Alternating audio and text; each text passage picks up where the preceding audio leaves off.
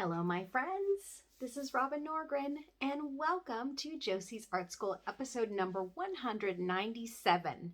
Today, we're going to do an artist study, and the person that we're going to study in particular, his name is Paulus Potter. Now, Mr. Potter was an artist that really was inspired by farm life. And so let me give you an example of the type of work that he did. A little bit close. So this is one of his paintings. It is a painting of a ram, which is what we are going to be creating today. Now, here is one option of what it could look like, but we're going to go through all the details in just a moment. So Paulus Potter was a Dutch artist who was part of the Baroque art movement. His most famous and popular paintings are of farm scenes of animals such as cows, sheep, horses, and pigs. Potter died from tuberculosis when he was 28, but he produced about 100 paintings in his short life. Can you imagine? Well, today what we're going to do is we're going to go step by step.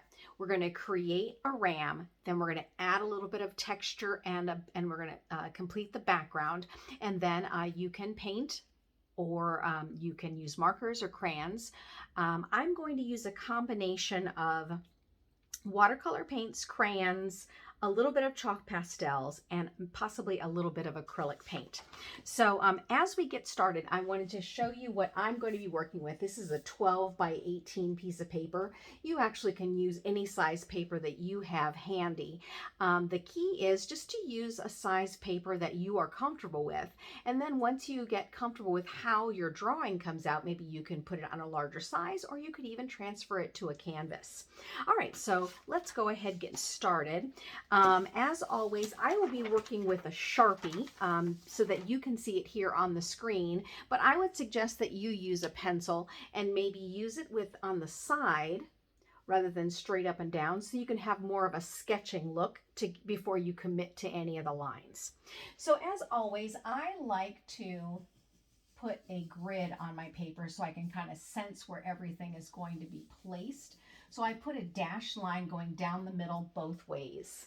Now, if you are here from one of my art kits, welcome, and I'm so glad you're here to try a different painting. This is not a painting that is in an art kit yet. It will probably show up in an art kit in the spring or the summer, so stay tuned for it. I will make sure and mention it once it is available. But in the meantime, you can just get out some paper and you can create with me right now.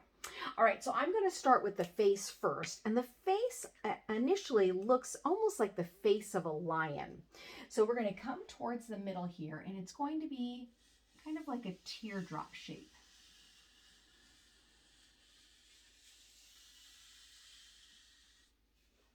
Okay, and then we're going to add the snout. And for me, this almost starts to look a little bit about a lion, like a lion at the beginning. And then we're going to draw what looks kind of like a mustache.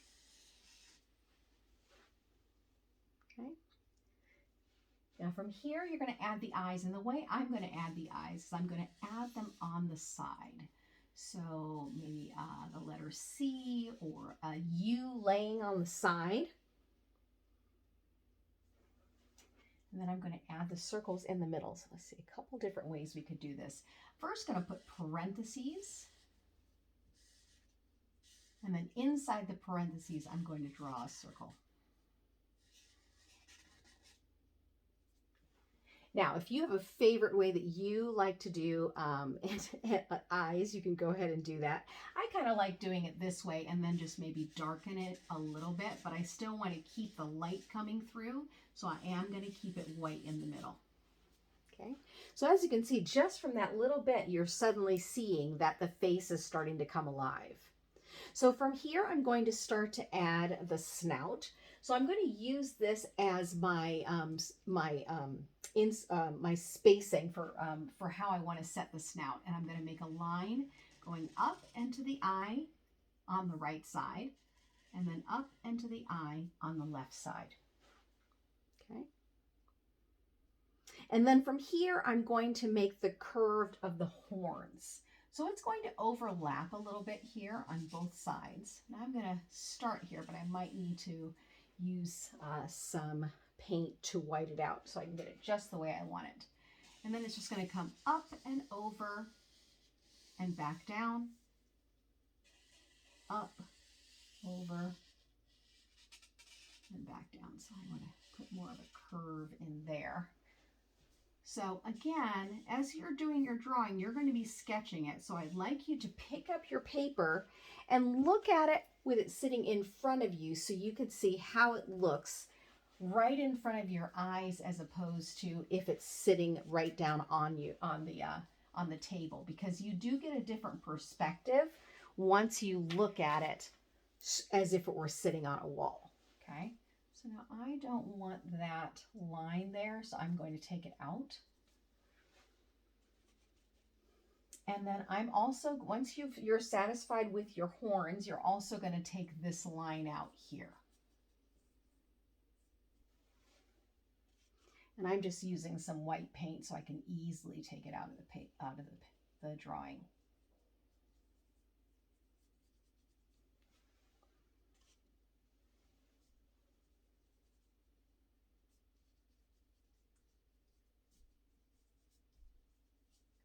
All right, so from here, I'm going to start to add the ears. And it's almost like a shape of a leaf on both sides. Draw a line in the middle.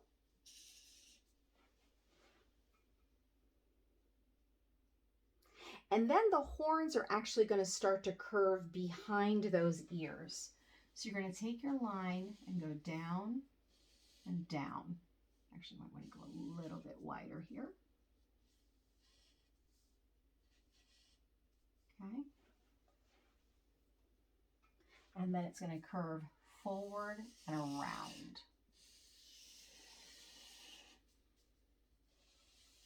And you want to make sure that you draw your line, then pick it up over the ear, and then come back down and around. Okay, and again, go ahead and pick up your drawing and look at it and see if you're satisfied with how this looks. And then once you find a comfort level with how that looks, just like I'm going to do, I'm going to erase out the lines that I don't want to be there.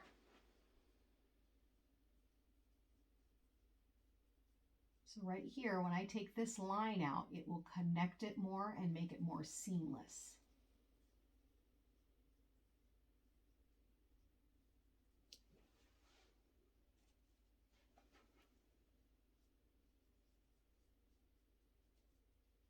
And I actually think I'm going to widen this line here a little bit more.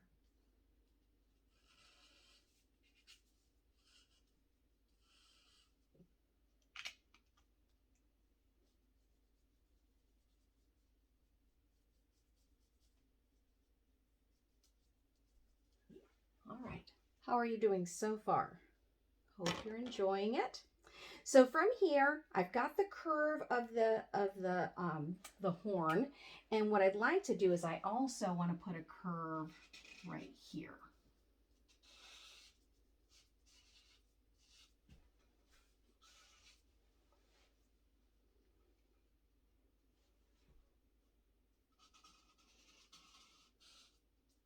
Okay. So now it looks a bit like it's flipping forward. Let's do the same thing here.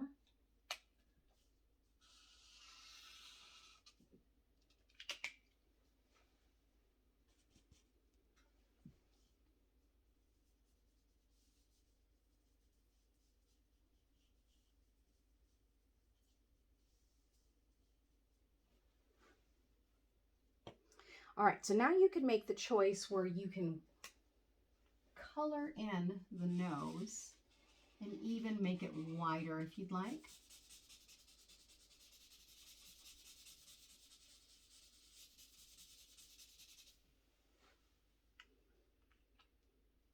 And now we're going to draw in the body. So kind of have a sense of this is where the back would be. about right there. And then you want the curve coming down here off the chin and then around. You'd make room for the legs. And then add the legs here. And then you come back around. Okay. So there's your basis of what you're doing with your ram. Now you want to start thinking about adding texture. So you have a couple of different ways to do this. If you don't want to draw it all in and you'd rather use your paints to do that, feel free to do that. But here's an example of what I mean. You would draw lines in here in the horns.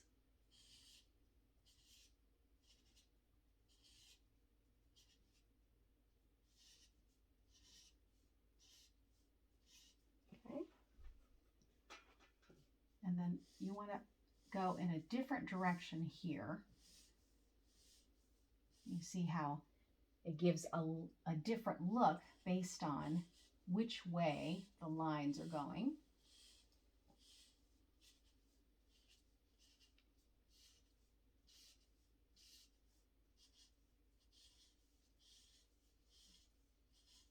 Okay, and then from here you can also add a little bit of texture in the ears.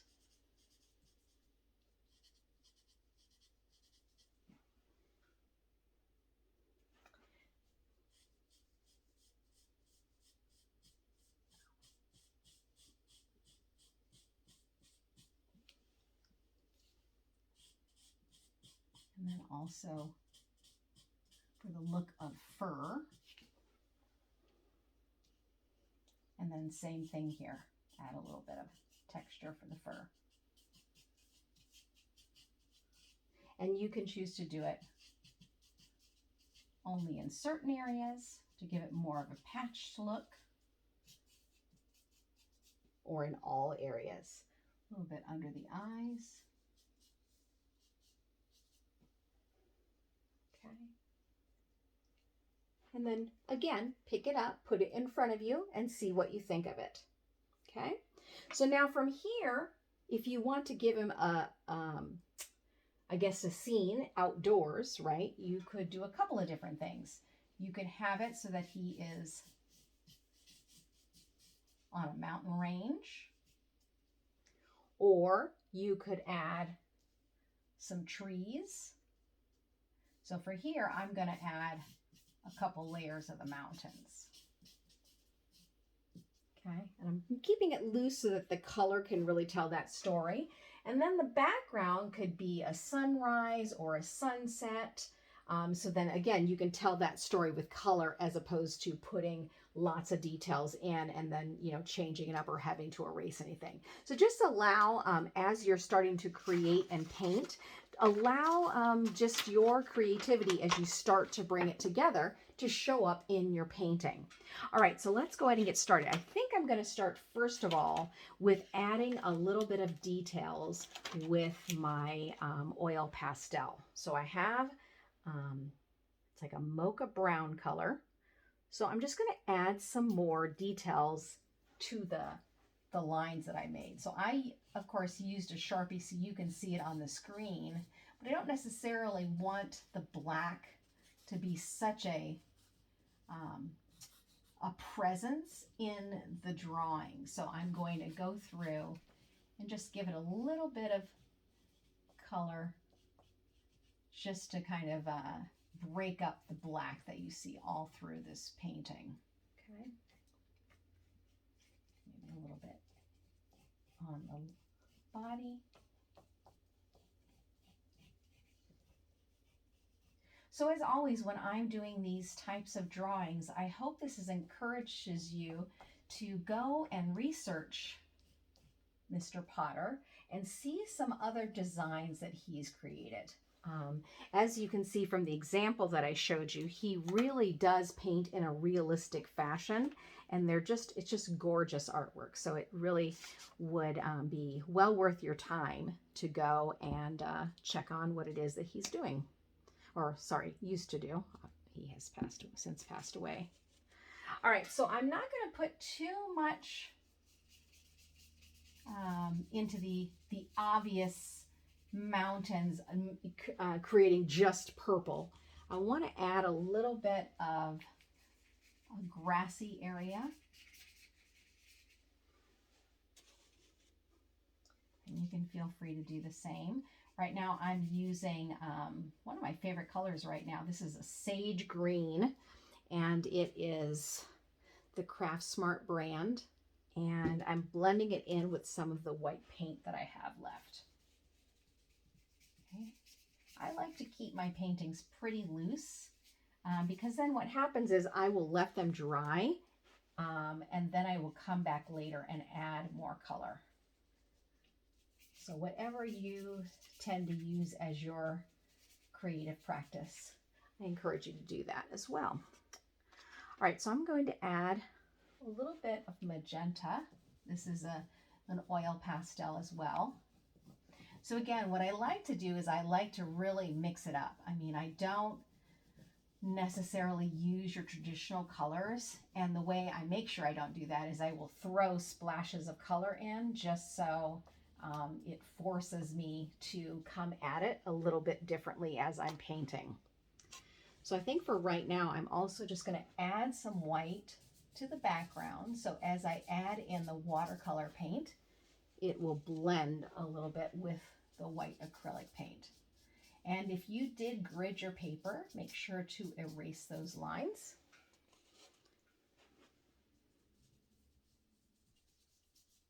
And any other lines that you might have see overlapped as you start to do your painting.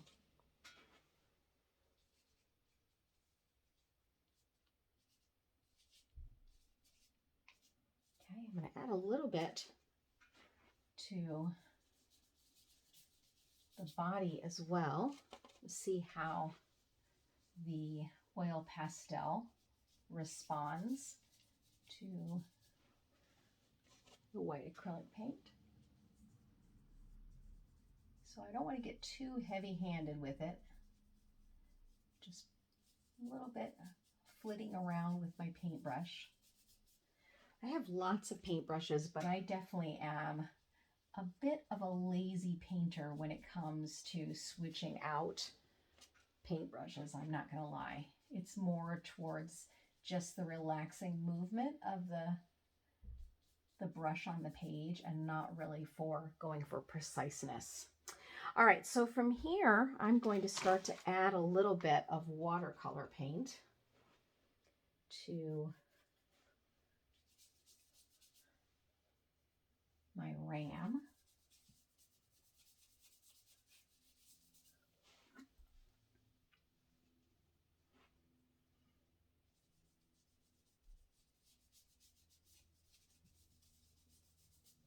And as you start to fill in your colors, you can decide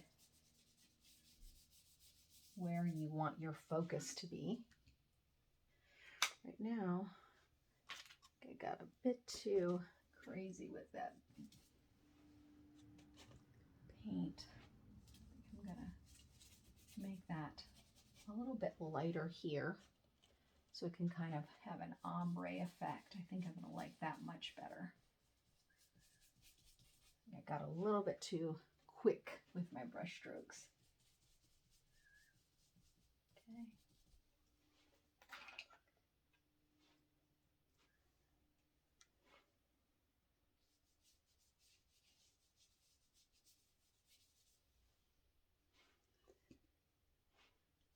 Well, and feel free to just kind of experiment with the colors on your palette, right? Because you can always lighten it up if you need to. For me, I'm always in the camp of you can't do it wrong. You know, this is your rendering of this painting today. You can always feel free to learn from this, whether it be the way you created the texture or the way you place the color, and then you can draw it again. That's the good thing about video. Again, kind of going for that ombre effect, so it's not just all the same color.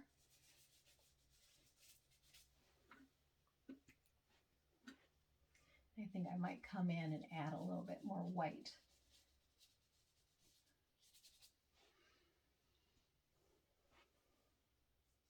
I think I'm just going to do the top part of the ear.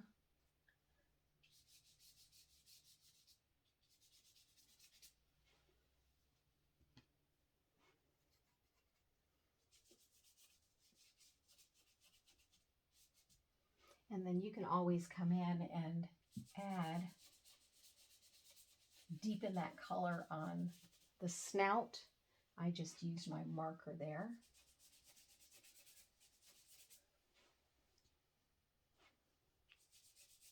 And also, if you have crayons or markers handy, you can add that into your blending.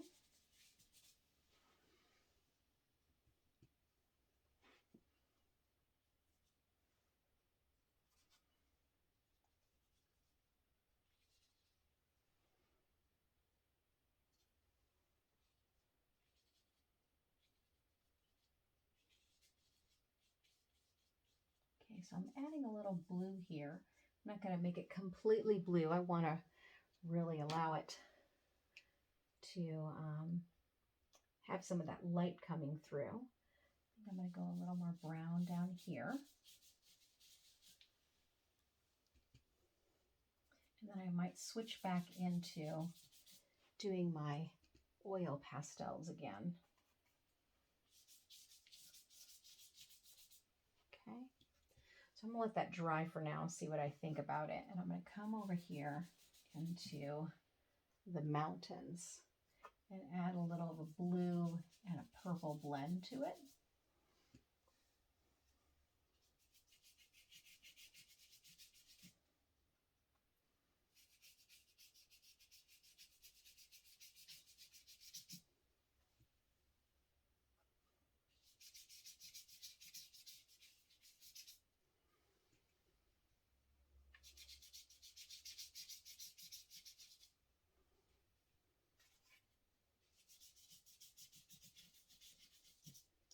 One of my favorite things to do is to blend different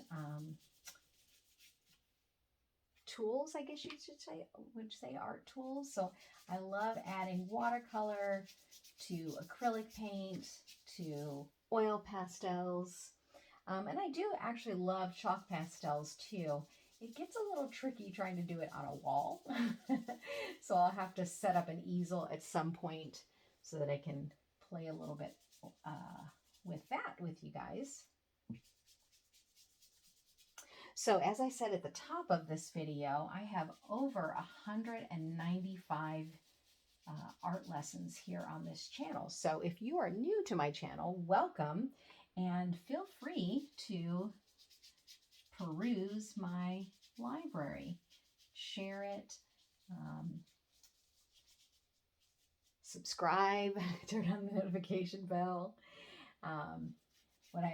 What I love about this is that I have always created videos because it kind of helps to keep track of what I've done in the art room. And so this has just been a nice addition to also adding it to YouTube. So I really do hope that you have enjoyed it. All right, so see, again, this is a lovely way that I have always kind of taken on art, and that is to throw some color on your paper, which sometimes can be feel so drastic, right? That magenta, that was really just kind of, popping out there. But then as you start to add in the other colors, you really notice, oh, this is very nice. And so here, as I come in to doing what I hope to be a sunset, I'm going to switch over my paintbrush. I have lots of acrylic paint trays from all my years in art, in classrooms where I teach art, and I just hate to throw them away because, of course, depending on the year, there's always a favorite color that's pretty much gone. Many times it's any kind of pink or blue, but then you'll have gobs of other paints that just never get used. And, of course, that's where brown comes in. So this was actually the perfect project for that because I have plenty of brown paint to work with. So I'm going to attempt to do a bit of a sunset here. We'll see if I can achieve it. In this tray, seems like yellow was pretty popular, so I don't have much yellow here. I might have to switch over to an acrylic paint. Yeah, okay, it's coming. It's coming. Okay, so I would encourage you to think about what kind of setting you want in the sky. If you want just a standard blue sky or a night sky or a cloudy day. Go ahead and start to build that in now.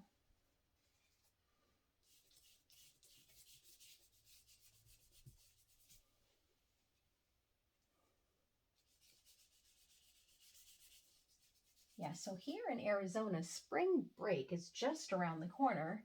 So I decided, you know, those of you that have my art kits, the videos are here still on the channel. You can find it under the name of your art kit.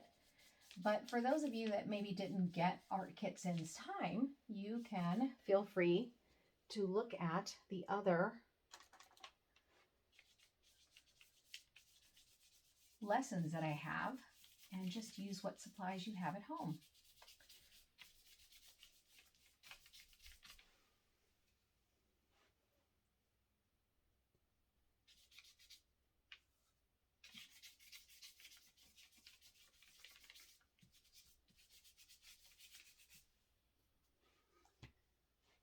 All right, so here we are, kind of in the home stretch here. I want to add some red if I can. Ah, beautiful.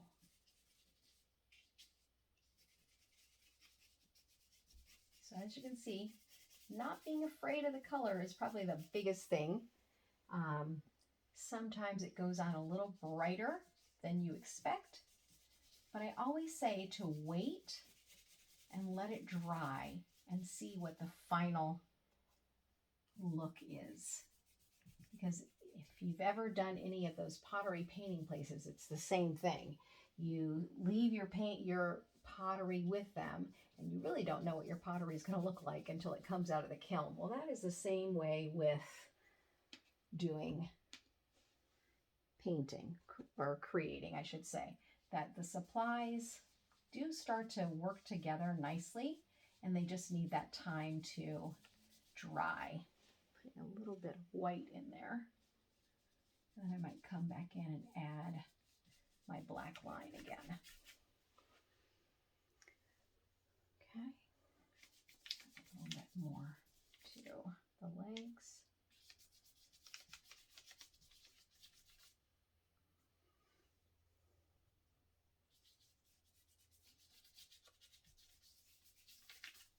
All right, so now I'm going to come back in.